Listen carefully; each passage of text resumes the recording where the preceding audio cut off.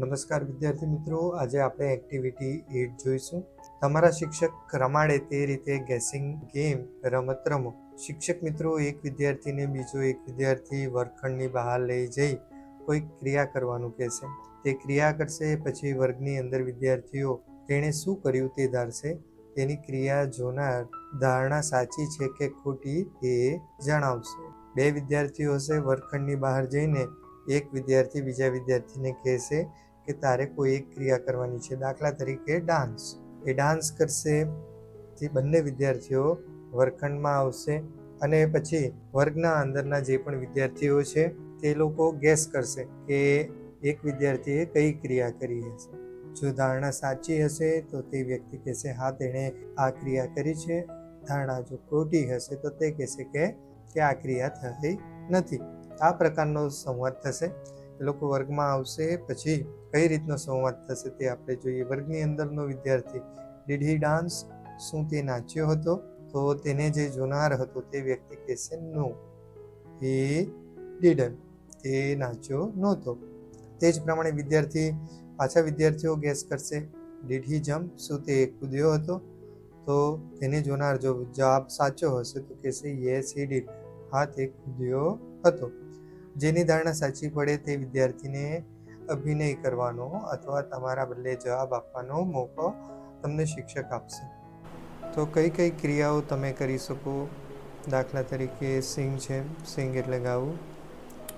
Right લખવું. Walk ચાલવું. Talk બોલવું, વાતચીત કરવી.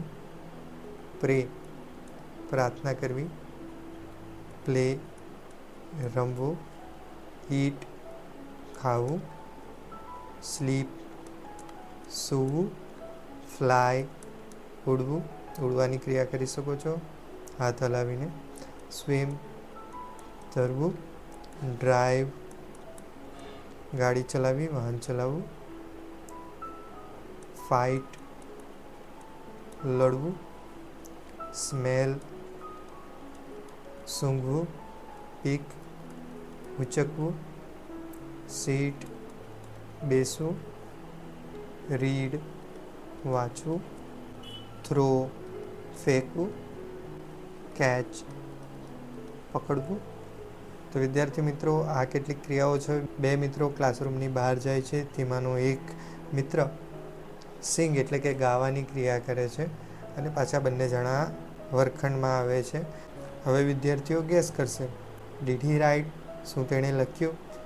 તો એણે તો સિંગ કરવાની, એણે તો ગાવાની ક્રિયા કરી હતી, એટલે આપણે શું કહેશું? નો હી ડીડન્ટ.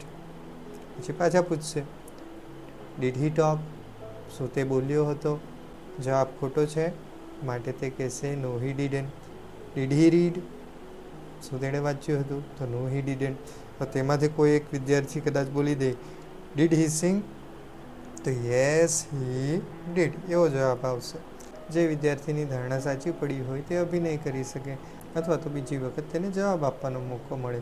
આવી રીતે જ બીજી કેટલી ઘણી બધી ક્રિયાઓ છે. તો કેટલાક વાક્યો આપણે જોઈ લઈએ. એક વિદ્યાર્થી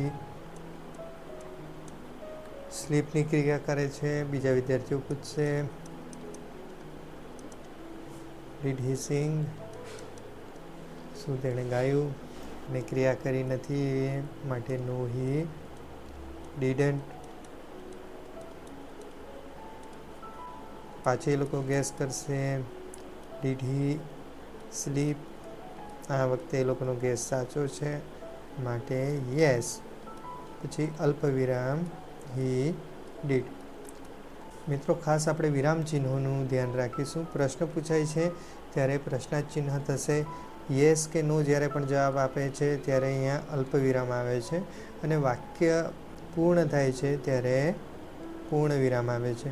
અહીંયા એપોસ્ટ્રોફી જ્યાં આવે છે, અવતરણ ચિહ્ન કાઢવાનું આપણે ભૂલવું નહીં. ડીડન્ટમાં અવતરણ ચિહ્ન કાઢવાનું ભૂલવું નહીં. વિરામ ચિહ્નો ખૂબ જ અગત્યના છે. બીજું એક ઉદાહરણ જોઈ લઈએ. દાખલા તરીકે મિત્રએ રાઇટ લખવાની ક્રિયા કરી હોય તો સામેથી સવાલ પૂછ્યા છે ડીડ હી ઈટ? જવાબ આવશે નો હી ડીડન્ટ.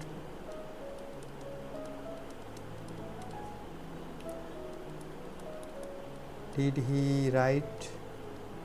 શું તેણે લખ્યું છે માટે યસ હી ડીડ. પૂર્ણ વિરામ. તો વિદ્યાર્થી મિત્રો, આપને વિડીયો ગમ્યો હોય તો લાઈક કરજો, શેર કરજો. ચેનલ સબસ્ક્રાઈબ કરવાની બાકી હોય તો અવશ્ય સબસ્ક્રાઈબ કરજો. આવા સુંદર મજાના વિડીયો અહીં તમને જોવા મળશે. ફરી પાછા મળીશું. ત્યાં સુધી thank you for watching and have a nice day.